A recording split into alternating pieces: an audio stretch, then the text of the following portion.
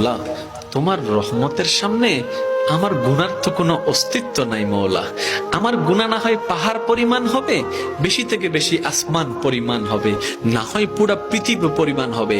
তোমার রহমত তো অগণিত, তোমার রহমত তো অসীম, তোমার রহমত তো আনলিমিটেড। এবার রব্বে করিম বলে, তাহলে ঘাবড়াস কেন, তাহলে মন ছোট করস কেন? আরে গুনাহ করেছো তো করেছো, কি হয়েছে? একবার তো তওবার মাধ্যমে আমি রবের দরবারে ফিরে আই, মওলা ফিরে আসতে পারবো তো? দরজা কি খোলা আছে?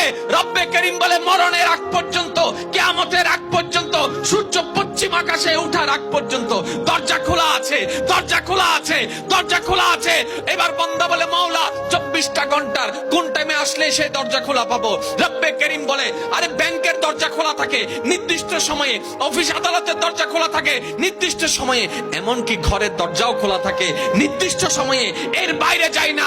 কিন্তু তোর রবের দরবার এমন একটা দরবার, 24টা ঘন্টার যেই কোনো মুহূর্তে তুই আসবি, তোর রবের দরবার তোর জন্য খোলা থাকবে। সুবহানাল্লাহ।